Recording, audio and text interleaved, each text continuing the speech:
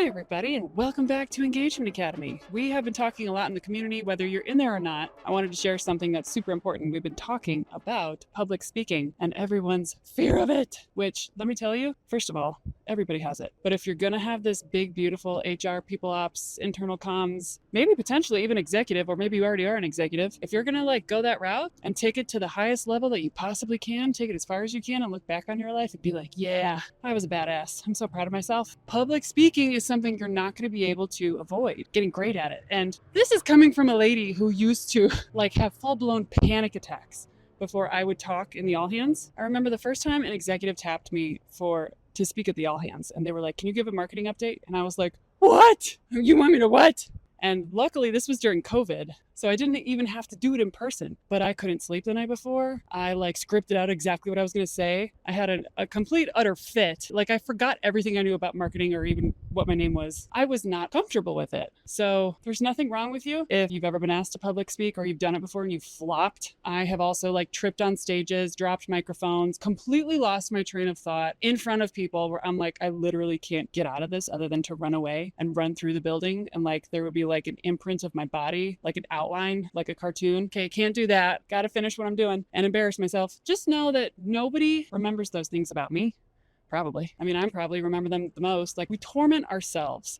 And so as I give you these tips, just know that I, myself, the podcasting lady, even the podcast, you guys should have seen me the first few episodes of that other show, Flip Flops and People Ops, my first show. I used to sweat through my shirt hello, what am I doing? I was really nervous. So just know that this is the ultimate act of self-love that you can give yourself if you get great at this, because for me, it has made me so much more comfortable with myself and in social situations and just all walks of life. Public speaking is a great skill, but we are wired to not love attention. I think this is the number one fear other than dying. People don't want to public speak. So there's a biological reason that probably has something to do with if we had everyone staring at us in our tribes, that probably meant we were in trouble and we were going to get kicked out or left for dead. So our little caveman brain hasn't caught up to modern society. But anyway, that was 3 minutes of Christy talking about how bad she used to be at public speaking, so that you hopefully can understand that everything I'm about to say works. And also, I used to not be good at everything I used to say, and I only know it because I did it. So it is possible. And I promise I was probably more terrible than you. So going back to what I said about how you have to get good at public speaking if you're going to level up your career, your people, your employees are going to want to hear from you. So whether it's an all hands situation or whatever your all company meeting is, even if it was remote, your people love to see you. I used to love to see a good head of HR stand up and say, well, the latest survey results are in, and be like, okay, let me get the popcorn as the employee. But it feels good for us when we see you be confident, even in the face of great adversity, you could say, negativity. This is a skill you'll have to have, whether it's in front of us as employees and or speaking in front of the executive team to state your case and verbally spar with people and tell them all the ways to Sunday why you don't drive more revenue by just pushing the people harder. You're going to need this skill. So why don't I actually tell you what the tips are? I'm going to put these in absolutely no order. Okay, so the first tip is to speak slower than you think you need to. I learned this only by recording myself, which is actually the second tip. I would secretly pull up a voice memo and record myself and sweat through my shirt of embarrassment afterward and listen to it, be like, oh my God. When we're nervous, we speed up our pace, our heart's beating faster, and we're like, hey everybody, here's we're doing this, and this is this person's birthday, and welcome to these new hires. Speak slower. It's okay. It doesn't sound weird. It sounds more weird, and people can tell when you sound like you're in fast forward, and it's more compelling if you pause on a word and you really try to set the stage and linger.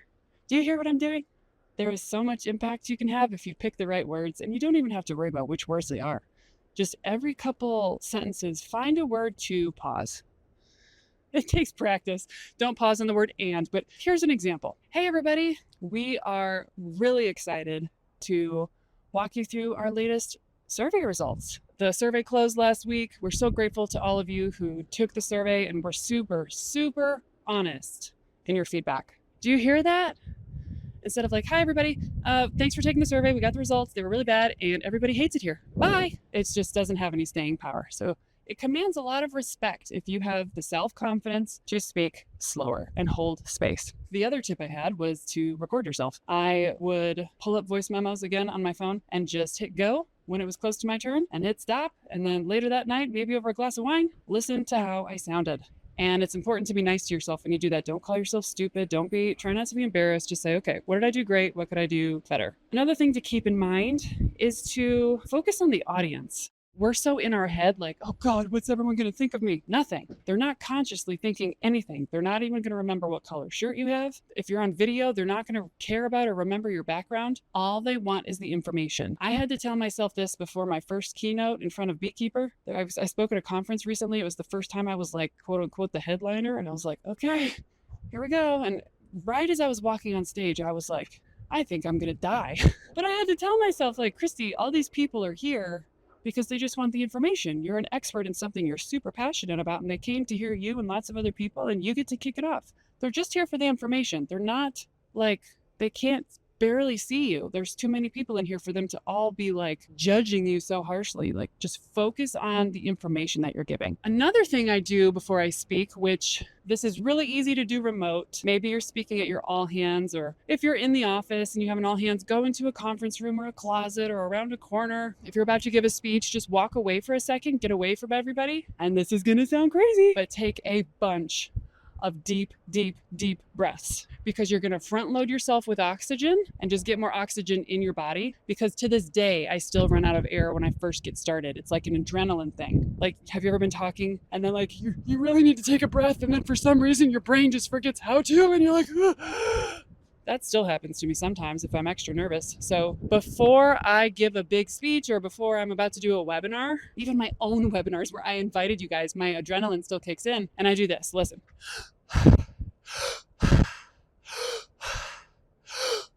I'll probably do that 10 times. If you keep going and doing that, you'll see spots and you'll pass out. So if you start to see spots, good, stop. You are done. You completed the assignment. But do it until you really get some deep, deep breaths and expand your stomach. Full inhale, full exhale. They write all these books on public speaking and they don't necessarily cover this. This is just like Christy's School of Hard Knocks. Exhale before you speak. Take a breath. And then let air out of your mouth. Sometimes I've been tempted to hold my breath and just like keep talking and keep talking and keep going and keep going. And then it's like, I have to get rid of the air and then take a deep breath. And it feels awkward for you as the speaker. But there's also been times where I've asked people for feedback and they're like, I didn't even notice. I'm like, didn't you hear me like so out of breath? And they're like, no, not really. Now, if you're in a situation where you are presenting data, it's really important not to just read the data to everyone. You want to tell a story with your data. So if it's, for example, hey, everybody, our survey just closed. Thanks for taking it. We had 87% participation. Don't just stop there. Say, riff a little. Say, that's great participation. We would love 100%. If you need to talk to me one-to-one and let me know why you didn't feel like you could take the survey, maybe you didn't have time, or maybe you didn't feel safe to take it, let me know. Don't just say like 87% of you took it. These were the results. All done. We want to know, what does that mean to you? What does that mean to us? Where is this going? How does it impact us? How can we help? How are you going to help us? Find all the ways to, let me think of another example I could think of. Hey, everybody, we're going to send a survey to see if we're going to do a company on-site. This is really important for us this year to figure out what kind of experience you want from us as a leadership team and as an organization. We want to know if you want to get together in person, and we want to make the investment if that's the case. But if not, then that helps us all give a better, experience. If you don't want to get together in person, that's like a sloppy example, but tell us why. Don't just say, we're sending a survey, take it. Tell us more about it. Also, don't read your slides and don't feel like you need to put full sentences on your slides. Think like you're teaching a 5th grade class. I volunteer in both of my kids' school a lot. And what I've found as like a backwards benefit of that is when I get nervous, I'm just like, okay, I've presented to kindergartners and 3rd graders. I can do this. Put images on your slides and like tell a story around it. Say like, we're sending a survey. Show like some kind of funny stock photo and then just say, hey, it's survey time. You don't have to put a bullet that says we are sending a survey on September 10th. You could just put a picture of a bunch of paper flying up in the air and a bunch of people jumping up and down like yippee or something funny or sarcastic. Like check with your executive first, and then just put the date, September 10th, and then say we're sending a survey on September 10th. Look out for it. It benefits you. If you need to read a slide, paraphrase it. Because trust me, we're reading the words first. We're like beating you to the punch. So then if you're reading it to us, it's just like an echo of what we just read. Like we're ahead of you. Yes, and what's in it for us? I would show screenshots of graphs. If I was reporting on marketing, like I would show like data, but I wouldn't show all of it. And I would say, look at the trend. Look at this. We did an experiment. This is what we learned. We were super excited because it led to this many leads.